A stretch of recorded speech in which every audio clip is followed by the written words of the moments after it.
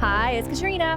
The desert is hiding a lot of secrets, but finally, the scorching sands are giving up their ancient mysteries one groundbreaking find at a time. Would you be surprised to find alien sarcophagi, tools over 1 million years old, and entire cities?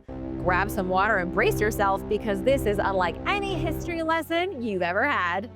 Alien sarcophagus in Mexico. Stop the press because scientists have unveiled a pair of mummified alien corpses to the Mexican Congress. Let me tell you what happened by first setting the scene. Buried beneath the ancient soil of Tula, Hidalgo, where warriors once stood carved in stone and time hangs heavy in the air like the desert heat, a mysterious sarcophagus appeared from the sand. This was not your standard crumbling box of bones either. This was something else entirely. This was a large limestone, eerily pristine tomb with a perfectly sculpted disc-shaped design. There was nothing else like it. Archaeologists scratched their heads, locals whispered, and the internet lost its mind. Could this be a relic from a forgotten civilization? Or, if you believe the fringes of the web, a breadcrumb left by something not of this world? Mexico is full of stories of strange alien sightings, UFOs, and paranormal events in general. But there is something about this discovery that's questionable, let's say. There are no papers, no peer reviews, just some posts online and some really suspicious images of what's allegedly an alien coffin pulled out of the desert. But before you go calling it a hoax, you might like to know that from the scorching desert of Peru, a pair of mummified aliens were discovered a few years ago. Not in the same style of sarcophagus, but still buried in shallow graves under the sand. These mummies were brought to Mexico City and presented to Congress there. Two little bodies, shriveled, warped, and reportedly not human, were pulled from their boxes and put on display like intergalactic Fabergé eggs. The world held its breath. Was this real evidence of aliens? Veteran journalist and longtime UFO researcher Jamie Maussan stood before lawmakers, finally able to live his dream of unveiling the true gods to the world. He claimed that these were mummified, non-human corpses unearthed from the Nazca Desert of Peru. You know, the place home to those infamous, inexplicable lines. Before Congress, Maussan declared, "This is the queen of all evidence," with the kind of confidence usually reserved for lottery winners and movie villains. X-rays of the so-called alien mummies showed bone structures unlike anything in the human record. One of them even had eggs inside it. So I guess that means that aliens lay eggs. You learn something new every day. The bodies, according to Maussan, were found in 2017. He claimed that DNA testing revealed they are not human. No known relatives on Earth. No match in any global database, which is a bold claim, but also one that scientists have repeatedly urged caution about. They don't want everyone to panic. The issue is that Maussan said they were DNA tested, but no one else has tested them. Without peer-reviewed evidence and verified testing, the science remains in limbo. If Maussan had nothing to hide, he would let other scientists confirm his findings. At least that seems like the logical thing to do. The session ran more than 3 hours, and while Mexico's Congress didn't officially endorse any theory, it gave space for the conversation to happen.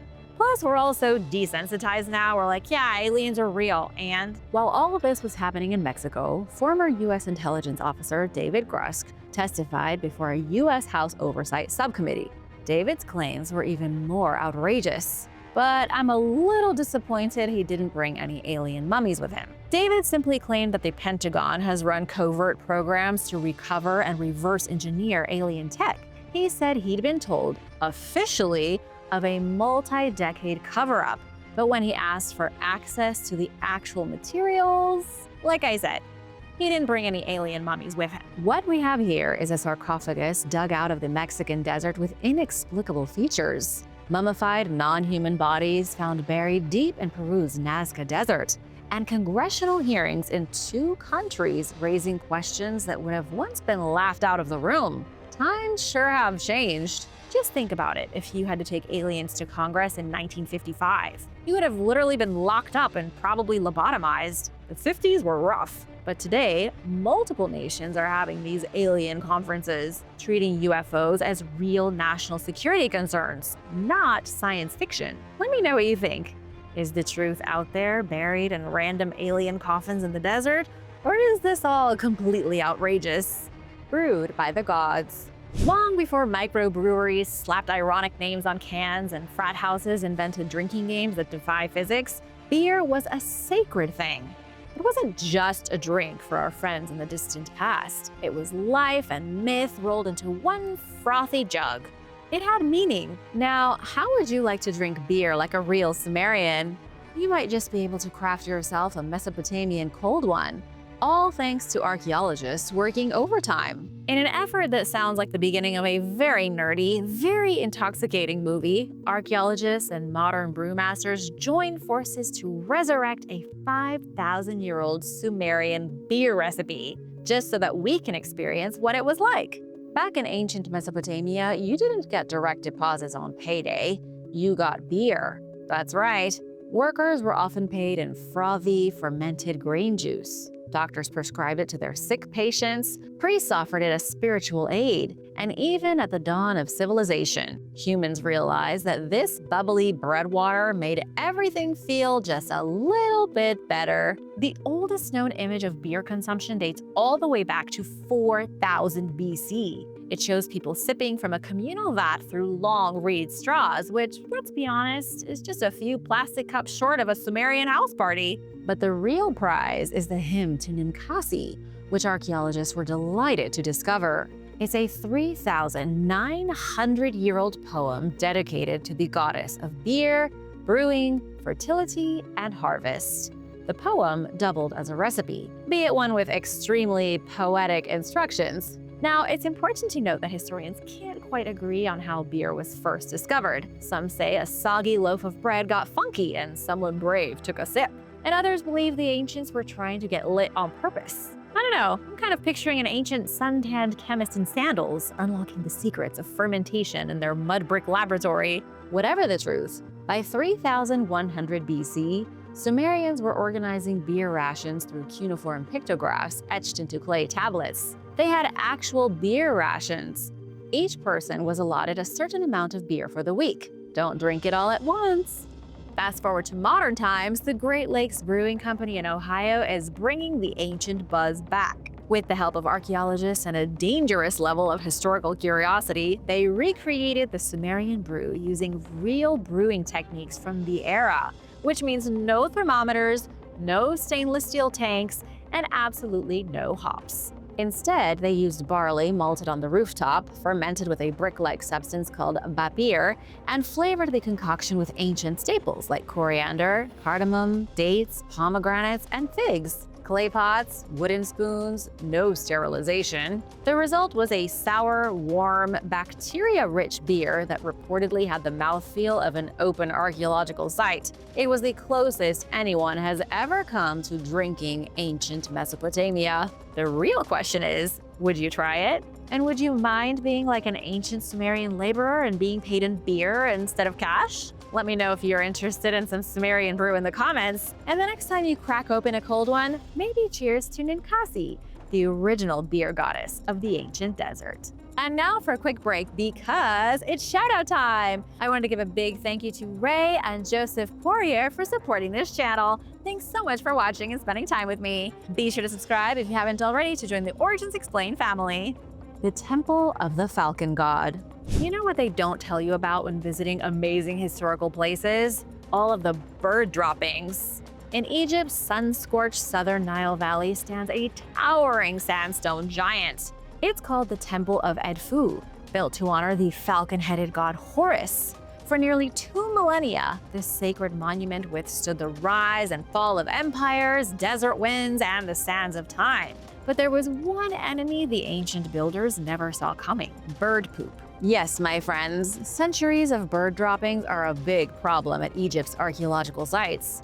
A guano tsunami worthy of its own chapter in the Book of the Dead hit the Temple of Edfu, and it took a team of modern archaeologists armed not with golden amulets or secret scrolls, but with scrub brushes and steely determination to clean it all up. And when they did, they found what may be one of Egypt's most vivid, forgotten masterpieces. It was buried under the thickest layer of bird droppings you've hopefully never seen. If you ever imagined archaeology as a life of lost tombs, sacred relics, and dramatic discoveries beneath sunlit dunes, you're not entirely wrong. Sometimes archaeology is scrubbing gross stuff with a brush.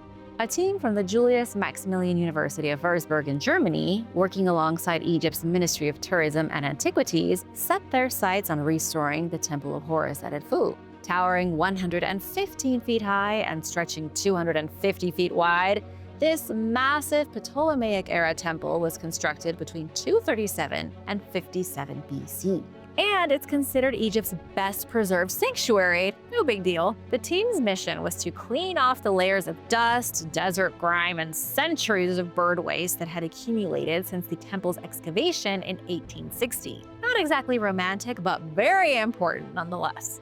Once the grime was removed and the avian excrement exorcised, something extraordinary happened. Color returned to the temple. Beneath the muck, researchers uncovered traces of gold leaf, pigment fragments, and even ancient graffiti. The ancient reliefs on the temple walls, once dulled and weathered to the same beige as the desert beyond, began to shine again with hints of their original polychromatic brilliance. Martin Stadler, chair of Egyptology at Würzburg, said the coloration of the Horus Temple of Edfu has never been subject of Egyptological study and is still largely unknown today. That's a fancy way of saying they had no idea the original colors were preserved under all that nasty guano, whatever you want to call it. The walls of Edfu are covered in a complex system of inscriptions and pictorial reliefs depicting Egyptian ideals of the universe. And, like any divine message board, color mattered. The vibrant paints helped distinguish gods from mortals, life from death, and order from chaos. Without the color, the temple was a faded echo,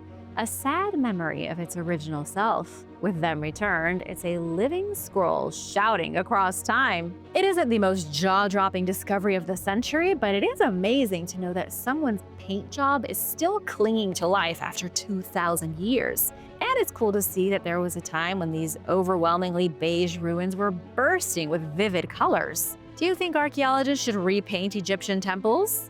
Should we bring these things back to their original glory? Maybe a new alabaster coating for the Great Pyramid? Actually, they tried that and it was really controversial.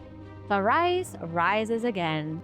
A legend just came to life. In the rugged highlands of southern Jordan, where the land rolls in sun-bleached silence, something long forgotten has stirred. Hidden for centuries, buried under earth and myth, the ancient Byzantine city of Tharais has re-emerged after 1,500 years. Let's take a closer look. Tharais has been nothing but a myth to archaeologists. The only place its name appears in the ancient records is on the legendary Madaba map.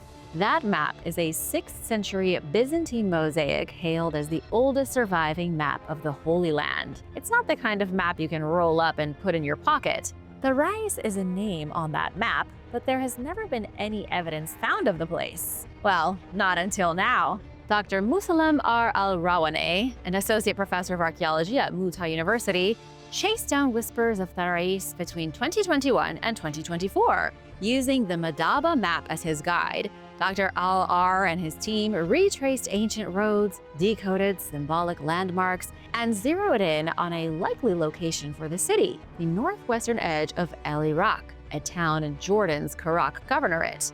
It's a place very few tourists visit, so don't worry, but the layers of history lie here like the delicious layers of a chocolate cake. After a bit of digging, pottery shards began to surface. Stone columns peeked from under scrub and soil. Walls, doorways, and even sections of mosaic flooring revealed the foundations of ancient Tharais. The forgotten city, although not so much forgotten these days, was hiding under this remote desert town, and it was huge. Tharais turned out to be a vibrant, self-sustaining hub in its day, part religious sanctuary and part economic powerhouse. At the heart of the discovery stood the remains of a Byzantine church, complete with a gateway, decorative tiles, and a floor that once shimmered with color.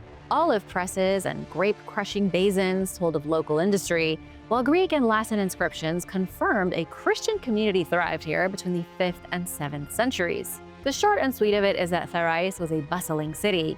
It even had trade routes flowing through its gate, connecting Zoar in modern-day Gor es Safi near the Dead Sea with central Jordan. Merchants, pilgrims, and priests likely passed through the stone gates, resting and worshiping in the same structures now being uncovered piece by piece. Unfortunately, the ruins might be lost again very soon. New roads, housing projects, and infrastructure expansion in El Iraq are chewing dangerously close to the site. Dr. R warned that without swift preservation efforts, this once-lost city could vanish a second time. Only this time, it will disappear beneath cement rather than sand. How do you feel about that? The good doctor is working to preserve and protect the site, and with more excavations planned, archaeologists hope to uncover even deeper truths. Things like how its people lived, how they built their city into the hills, and what made Tharais important enough to be resurrected after all these years. The Talampaya Petroglyphs. Deserts have secrets, and Argentina might just hold the biggest one. When you think of deserts, you probably go straight to the Sahara, or maybe the deserts outside Las Vegas. Most people don't think of Argentina, but they should. In the heart of Argentina's stark and sun-scorched wilderness, where red rock cliffs rise like ancient cathedrals above a vast desert landscape, there are secrets carved into the earth itself. Here in Talampaya National Park, etched deep into canyon walls older than most continents, lie the Talampaya Petroglyphs. It's a gallery of symbols and figures left behind by hands long vanished into dust. These are messages across millennia, silent echoes of a people who hunted the plains, worshipped the skies, and recorded visions we still don't understand. Welcome to one of the world's most mind-bending archaeological mysteries. Talampaya, officially a national park since 1997 and a UNESCO World Heritage Site since 2008, spans over 531,000 acres of raw, untamed geology. The ground here tells stories older than the dinosaurs. The canyons and stone towers of this landscape were forged during the Triassic period, when reptiles were just starting to dream of ruling the world. Among the park's natural marvels like the Talampaya Canyon, the Rainbow Canyon, and the eerily named Lost City, lies something even more astonishing. There are petroglyphs that defy time itself. Some of these carvings bear a haunting familiarity. There are ancient cross symbols identical to those seen in the rock art of North America's canyonlands. Anthropomorphic figures with horned heads look almost exactly like the ones in Valcamonica, Italy, Tessilina Ager, Algeria, and Mount Helan, China. Coincidence? Maybe. Or maybe not. The incredible ancient drawings in Argentina match other ancient drawings in Europe, Africa, and Asia, hinting at some sort of international league of cave-dwelling rock artists. How did isolated cultures separated by oceans and continents carve the same shapes, the same beings, and the same symbols without ever meeting? I'm asking you because I don't have a clue, and neither do the world's foremost experts. If you think you know, sound off in the comments. The one thing scientists do know is that the people who carved these glyphs likely lived as semi-nomadic hunters and gatherers, passing through the canyons around 600 BC. They left behind not only all of this rock art, but also tools, artifacts, and burial sites. However, their names, languages, and beliefs have vanished. Who were they? What did they see? And most importantly, why did they draw these images over and over again, all around the world? The desert that remembered. This is no normal desert. Sudan's Bayuda Desert is a place long thought to be as barren and lifeless as the surface of some dry, dead, distant planet. But in this vast, wind-carved landscape of silent sun, there is far more than just sand. A long-lost chapter of human history just opened its eyes. After 6 years of digging, scanning, and decoding the dust of ages, a coalition of Polish archaeologists from the University of Wrocław and other institutions have uncovered over 1,200 archaeological sites. They are scattered across the Bayuda Desert's lunar-like terrain, random deposits of tools, cities shaped by ancient kingdoms, and evidence of life from as long ago as 2.6 million years ago. This isn't just a desert. This place is a civilizational archive, with its secrets buried under hot, hot sand. You know the Nile, right? The Bayuda Desert is nestled inside a bend of the Nile, making it a pretty isolated spot. Archaeologists didn't even sneeze in its direction until the 20th century. But it wasn't until the National Science Center's recent ambitious research project that the desert's secrets truly began to speak. Over 448 brand new sites were cataloged, and 126 previously known ones were re-examined. The team excavated 88 sites in total, which, as you can imagine, was a ton of work. They dug up 36 cemeteries and 55 settlements. Among the oldest finds were Oldowan tools, stone flakes chipped by hand 2.6 million years ago, belonging to the earliest known technology created by hominins. That's pretty dang impressive. Archaeologists also found whispers of a less inhospitable desert. Near Jebel El Muwella, archaeologists found a saline paleo lake that once served as a natron source, which is a rare mineral essential for mummification, glass, and ceramics. Long gone today, this dried-up lake tells of a climate that was once more savanna than desert. When people were thriving here during prehistory, there was a whole lot more rain, more lakes, and more moisture in general. It's assumed once the rain stopped, the people packed up and left. And now their vague histories are lost in the over 1,200 sites eaten by the growing desert. And on that bombshell, it's time to dig into something dark, something Egyptologists don't want you to know about. An evil chapter of Egyptian history that mirrors a dark chapter of our own, more recent history. The brutal reality of ancient Egypt's gold miners. Uh-oh.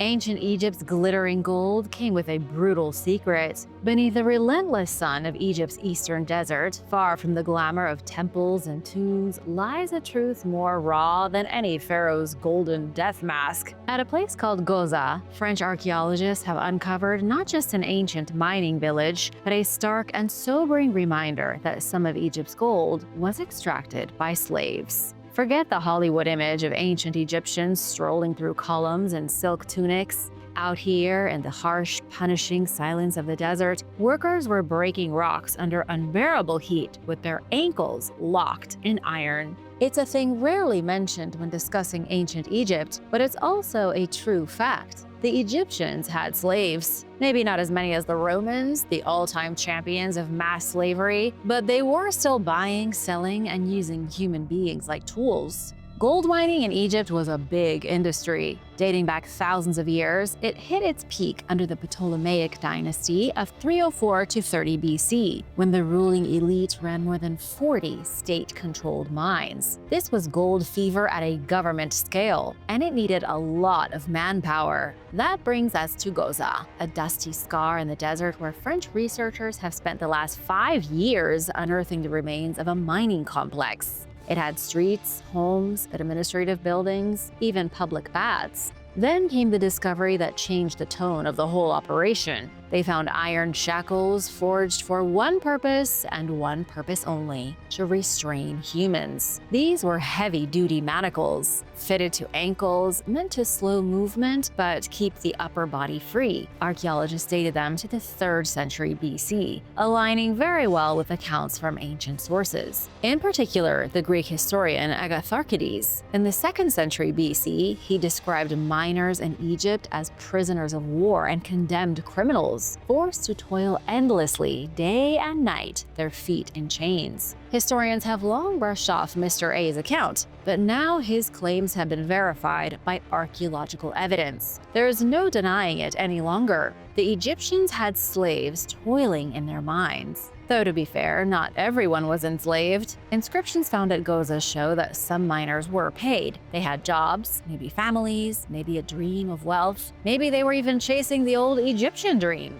But other people were indeed treated as property. The dual reality of workers and slaves living side by side makes Goza more than just an archaeological site. It's a brutal case study in ancient capitalism, where wealth and cruelty operated in tandem under the banner of state power. Egypt's gold glittered across the ancient world, dazzling kings, gods, and grave robbers alike. But in the mines of Goza, gold was soaked in sweat and earned at the cost of freedom. 4,000-year-old wall. Ancient Arabia just got a stunning rewrite. For centuries, the northern Saudi Arabian desert has stretched silent and empty, its scorched plains seeming to promise nothing but wind and sand in your ears. But hidden behind a ridge in the Khaybar oasis, archaeologists have just unearthed something that rewrites everything they thought they knew about Arabia's ancient past. They found walls. It might not sound that impressive, but you should see these walls. They wrapped around a fully fortified city like a primitive picket fence, but made of stone and not planks of wood. The city was complete with towers, ramparts, streets, neighborhoods, farms, and even a cemetery. Dated to around 2400 BC, this urban settlement, known as Al-Nata, was more than a village. It was a Bronze Age stronghold, a desert outpost of unexpected complexity, and it has left researchers floored. The city of Al-Nata marks the first time archaeologists have found such a sophisticated settlement in northwestern Arabia from this time. Before now, this region was assumed to have been the domain of mostly pastoral nomadic groups. You know, just random dudes moving with their herds, not building cities with zoning plans and water management systems. But Al-Nata changes everything. Spanning at least 6 acres, it featured a residential zone, a central district, a cultivation area, and an acropolis, all meticulously laid out and fortified. The team estimated at least 50 dwellings, some of them 3 stories high. This place had apartment buildings almost 4,500 years ago. Archaeologists also found 2 massive towers linked by defensive ramparts that stood sentinel at the edges of the town. This is clear evidence of a city that not only knew war but expected it. The walls weren't just about marking the borders of the city, they were built to protect the oasis's lifeblood, meaning its water, crops, and trade goods. And probably its people too. Speaking of people, archaeologists believe the good folk of Al-Nata had made the radical leap from a nomadic lifestyle to a settled agro-pastoral society, and they may have been some of the first people in the world to do it. Al-Nata, in a dead and dusty corner of Arabia, may have been one of the earliest civilized cities. The most intriguing part, though, and you're going to like this, is that Al-Nata could be part of a much larger network of walled desert cities, interconnected oases that dotted ancient Arabia like pearls along the trade routes. A region once thought of as dry and sparse now shows signs of being strategically organized, economically stable, and politically aware. This discovery joins a wave of new revelations made possible by Saudi Arabia's increased archaeological access over the past 2 decades. Once closed to researchers, the country's landscape is now yielding secrets long buried, and the findings are changing centuries of assumptions about the Arabian Peninsula's pre-Islamic past. I wonder what they'll find next. NASA's Rover finds a skull. It's not every day that a 6-wheeled robot finds something that looks like it wandered out of a Halloween prop warehouse, but that's exactly what happened on Mars this month. You probably thought we were staying on Earth for this video, but I've decided to take us to the biggest desert in the solar system, the entire surface of the Red Planet. While rolling down a ridge ominously named Witch Hazel Hill, NASA's Perseverance rover came face to face with a bizarre formation that immediately got scientists and conspiracy theorists buzzing. It's since been dubbed Skull Hill. It's a dark, jagged elevation poking out of the pale Martian dust, eerily shaped like a human skull. Could it be the preserved skull of a Martian titan, a visiting alien? A Nephilim teleported to Mars by some weird ancient magic? Scientists say no, and definitely not. But Skull Hill is indeed something strange. It's not like anything else around it, making it a total enigma. Everything around Skull Hill is typical Jezero crater terrain, light-toned, dusty, fairly predictable geology.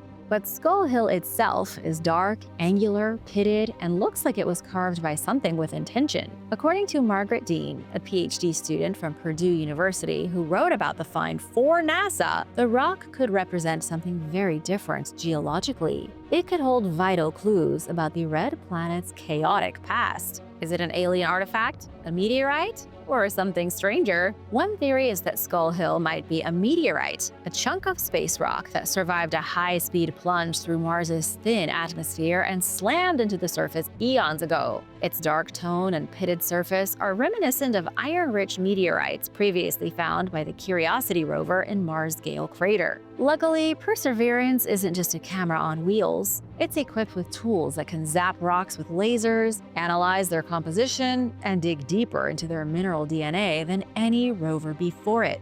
Which is exactly what scientists are doing now, trying to figure out what it's made of, where it came from, and whether or not it's the buried skull of a 40-foot alien monster. What do you think is buried under Mars' surface of dark red, dusty desert? Ghosts of the Green Sahara. Thousands of years ago, before the Sahara became the endless sand sea we know today, it was alive. Not metaphorically, but literally teeming with life. Herds of elephants grazed under stormy skies, hippos wallowed in the lakes, and early humans hunted, fished, and herded across lush savannas that stretched for miles. This was the African humid period, a humid, monsoon-soaked epoch that transformed North Africa into a fertile paradise. It's hard to imagine today, but the Sahara used to be one leaf away from a jungle. Alas, paradise doesn't last. The rain stopped, the lakes dried, the grasslands turned to dust, and over time, the people of the Green Sahara faded from memory. But now that memory is being shaken off and remembered. In the stone shadows of the Takar Kori rock shelter in southern Libya near the Algerian border, archaeologists uncovered a time capsule. They found 15 naturally mummified bodies, preserved by the same arid conditions that erased the world they once lived in. Two of the individuals, women in their 40s, were buried around 5000 BC, just as the Green Sahara was vanishing. Astonishingly, their ancient DNA has survived the last 50 centuries. Researchers, led by a team from the Max Planck Institute for Evolutionary Anthropology, reconstructed their genomes, unlocking one of the most elusive mysteries of prehistoric Africa. It was the first time that scientists extracted ancient DNA from within the Sahara, and what it revealed changed everything. The genomes of these women showed that their ancestors were genetically isolated, like really isolated. Almost all non-African populations carry a certain amount of Neanderthal DNA. However, these women's genomes contained about 10 times less Neanderthal ancestry than the average modern human living outside Africa today. The short and sweet is that their DNA proves their ancestors never left Africa, never interbred with Neanderthals, and were a completely distinct branch of humanity. Sadly, one that no longer exists in any known population. Nada Salem, paleogeneticist and study co-author, said this particular group of humans is completely gone, erased from all world gene pools. Pretty wild, right? A modern species of human is gone. What happened? Did the drying Sahara really make them go extinct? Honestly, even after all their work, experts are left with more questions than answers. Thanks for watching! Be sure to stay tuned for extra content you might have missed. The Abydos boats. A pharaoh's favorite way to reach the afterlife was by boat. In Egyptian myth, the sun god Ra traveled through the sky every day, then went down through the underworld at night in his solar boat. It was a representation of the day-night cycle, and of regeneration, life, and the afterlife. For this reason, pharaohs liked to be buried in their own solar boats. It was so they could be transported on their journey to regeneration in the next world. But not very many of these boats have ever been found. The most impressive collection was discovered in October 2000. Archaeologists from the University of Pennsylvania Museum discovered the hull of a wooden ship during an expedition to Abydos. Since then, 13 other vessels have been found at the site. They were all built around the year 3000 BC. Who in the world needed 14 boats just to reach the afterlife? That's something that scientists have been trying to answer for a long time. Although the boats were discovered near the funerary enclosure of Pharaoh Khafre-Khemwi, they probably weren't for him. They were put there earlier, probably for a pharaoh from the first dynasty. But archaeologists can't figure out which pharaoh had the boats buried. And now there are a bunch of ancient boats in the desert, hit by space. In most cases, scientists have to go through great lengths to discover meteorites. They go on grueling journeys to the white tundra of Antarctica just to collect pieces of space rocks. But a woman in France didn't even have to leave her porch. She just became the second known person in history to be hit by a meteorite fragment. The space debris bounced off her roof and hit her so hard in the chest that she was left with a bruise. It was 4:00 a.m. local time on July 6, 2023. Nothing good happens at 4 a.m. The unnamed woman was sitting on her porch in the small French town of Schermek. At first, she thought a bat had flown right into her chest. Then she saw the tiny rock, only 1.8 ounces, sitting at her feet. She took the interesting artifact to geosciences consultant Terry Redman at the University of Basel. He confirmed that it had been superheated in the atmosphere. The rock was made primarily from iron and silicon, fairly standard for meteorites. The consultant told local news that discovering a meteorite is rare. Even just to find one on your own property is an exceptionally lucky thing. But to have a physical piece of the cosmos fall from the sky and hit you in the chest is unheard of. Experts have estimated the chance of being hit by a meteorite at about 1 in 840 million. The only other person confirmed to have been hit by a space rock was Anne Hodges in 1954. She was hit by a meteorite that weighed almost 10 pounds at her home in Alabama. It broke through her roof and landed on her while she was sleeping, leaving Anne hospitalized. And now for number 8. But first, it's shout-out time. I want to give a big thank you to Goblin Kings and Leslie Hernandez for supporting this channel. Thank you so much. Be sure to subscribe if you haven't already for more videos about amazing discoveries, or dinosaurs, or mysteries. We've got it all. Unexpected grenade. In May 2023, the unexpected discovery of an old family artifact turned into a tragedy. A father and his 2 sons were going through the belongings of their grandfather when they came across a hand grenade from World War II. According to the Lake County Sheriff's Office in Indiana, one of them pulled its pin. The grenade went off exactly like it was supposed to. Both sons were hospitalized with serious injuries, riddled with hot metal shrapnel. Their father, 47-year-old Brian Neidert, was killed in the explosion. Believe it or not, this is hardly the only time a grenade has gone off and killed somebody recently. A few days before Christmas in 2020, a teenager in Virginia purchased a grenade at an antiquities mall. He thought it was an inert World War II-era Mk2 grenade. Then it exploded and killed him. Antique grenades are definitely not something that should be kept around. A lost purse. A school in Texas recently underwent some renovations. During the work, contractors made an unexpected discovery beneath the floorboards. They found a small plastic purse filled with a menagerie of strange items. The items belonged to a 13-year-old child decades ago. The child was undoubtedly a student at League City School, about 26 miles from Houston.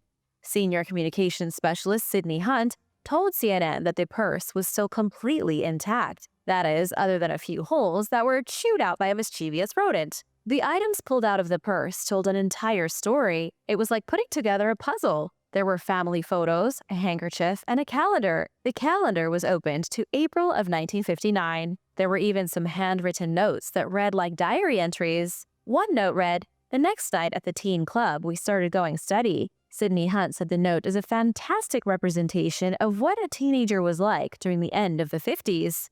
The purse was an unexpected time capsule. The purse was kept by the city while they decided what to do with its contents.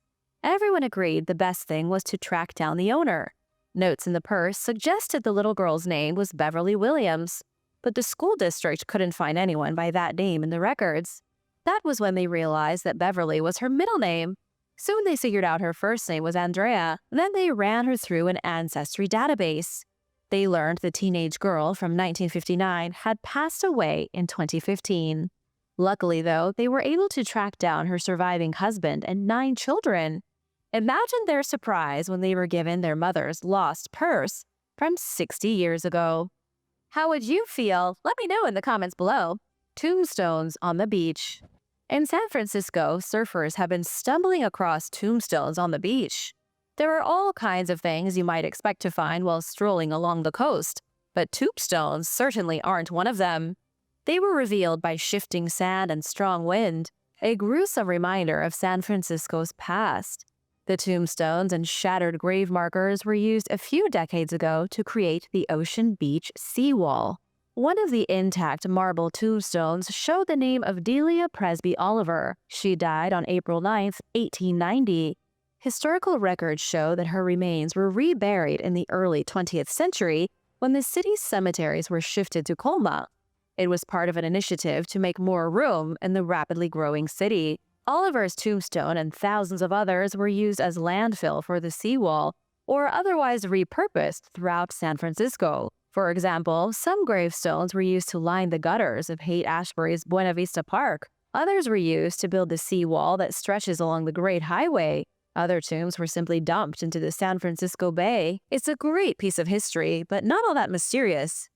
John Martini, a San Francisco historian, said strong winds reveal bizarre pieces of history all the time.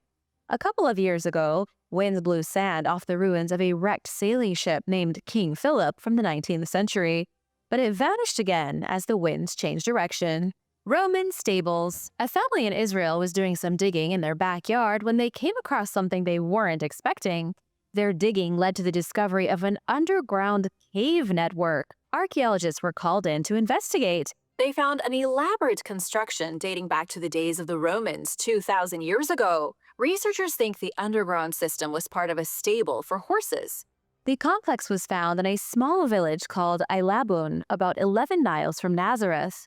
Nazareth being the city where Jesus was supposedly raised as a child. Archaeologists say the caves were likely dug by Romans and used for storage and for keeping animals. They came to this conclusion when they found holes chiseled into the walls that they believed were used for tying up horses. They also found a trough carved from stone that had either been filled with water or food. The big mystery is that these stables are underground. Archaeologists were a little stumped at first, trying to figure out how the horses got down there and why the Romans didn't build the stables on ground level.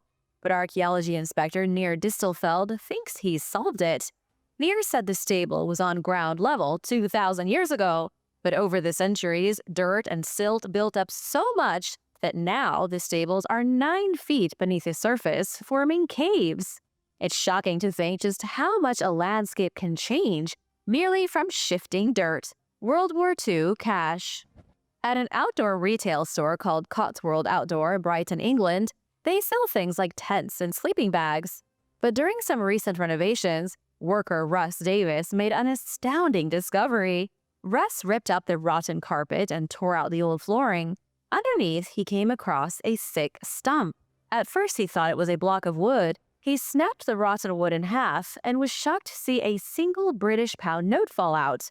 Then he found more notes, and more notes, and more notes. 130,000 pounds was hiding underneath the floor of Cotswold Outdoor. People had been shopping for outdoor gear while walking over the equivalent of about $2 million in today's U.S. currency. Enough money to buy a fancy condo in New York City or a 6-bedroom house in Oregon. The money was from World War II. Rather than keep it, the store gave the money to the local police. Russ was worried the cash may have come from a bank robbery, or it may have been stashed during the war by someone who died. The investigation that followed revealed what really happened. From 1936 until 1973, the building was a gown shop. It sold designer gowns and high-end furs. The shop had customers like Winston Churchill and members of the royal family. It's no surprise that they had so much money hidden underneath the floors. The money was likely forgotten during the war, put there by whoever had owned the store in the 1940s, in case they needed to flee from the Nazis. Would you turn the money in or keep it for yourself? Let me know in the comments below and hit that subscribe button while you're at it. The pit. Sometimes fossils are found in unexpected places. At a strip mall in southern New Jersey, paleontologists working with Drexel University discovered a piece of the past. They uncovered the fossilized remains of animals that died 65 million years ago when the legendary asteroid crashed into the planet. Researchers are saying it could be the most significant find in decades, and it's in a dirty pit behind a New Jersey mall. Paleontologist Ken Lacovara believes the fossils in the pit represent thousands of animals that died when the dinosaurs went extinct. It could be the only collection in the world of animals who died during the actual cataclysm, the explosion itself caused by the asteroid. Researchers have been digging in the pit behind the mall for the past few years. They discovered the fossil of a Thoracosaurus crocodile, a beastly reptile that once lived along the prehistoric coast. Not to mention plenty of mosasaur bones. The New Jersey Strip Mall and the pit out back are in an area that was once a shallow coastal environment. It was like a coastal swamp, home to ferocious sea monsters and bog beasts. Ming Dynasty banknote. A team of specialists at an Australian auction house recently came across a banknote from the Ming Dynasty in a very unexpected place. The specialists were cataloging a collection of important Asian art for an upcoming sale. They were handling a large wooden figure when they found some money hidden inside an empty space. The crumpled banknote had been shoved into a hollow inside an 800-year-old Chinese sculpture. Workers at the auction house said it isn't even that unusual to find random pieces of loot hidden in sculptures, although normally it's stones or scrolls left inside the wooden figures, almost never a banknote. The statue is of a Luohan, somebody who completed all 4 stages of enlightenment and reached nirvana. It was created sometime between 1279 and 1368 during the Yuan dynasty. That was the dynasty created by Genghis Khan and his offspring after they destroyed the Western Xia and conquered most of Asia. In 1273, Kublai Khan began to issue paper banknotes called Chao. It was one of the most important milestones in the development of the modern monetary system. It was the first global use of paper currency as the main medium for trade. What in the world was the banknote doing in the statue? The official red seals stamped on the note prove that it came from 1368 to 1398, just after the Yuan dynasty was over. There's even a note that says the money was authorized by the Department of Finance and that any counterfeiter will be beheaded. It also says that anyone who snitches on a counterfeiter will be rewarded all the property of the person they snitch on. The Benin bronzes. The Benin bronzes are a collection of African artworks forged by master metalsmiths starting in the 16th century. There are about 3,000 of these bronze relics, each one more impressive than the last. Researchers have known for a long time that they were sculpted by the Edo people of the Benin Kingdom, which once dominated modern Nigeria. They were made from brass rings that were used during the transatlantic slave trade. The rings, known as manillas, were melted then reshaped into works of art. They started out as bracelets used to purchase people who had been enslaved. Researchers are interested in finding out where the metal had come from in the first place. They were able to trace the metal back to mines in Germany's Rhineland. Study author Tobias Skowronek says the Benin bronzes are the most famous West African works of art in the world. Everyone had assumed the brass came from England or maybe Belgium, but the new study found unexpectedly that the metal came from Germany. It was mined and crafted into bracelets, then sent 3,900 miles away to Benin. In West Africa, between the 16th and 19th centuries, manillas were hugely valuable. These were like bars of gold. They could be traded from one group to another for anything important. British, Spanish, and Dutch slavers used them for purchasing gold, ivory, and slaves. In 1897, the British invaded Benin. They discovered all those manillas molded into the Benin bronzes. Unsurprisingly, the British took the treasures and sold them to museums across the globe. Thanks for watching. Which discovery was your favorite? Let me know in the comments below. Be sure to subscribe if you haven't already, and I'll see you next time. Bye!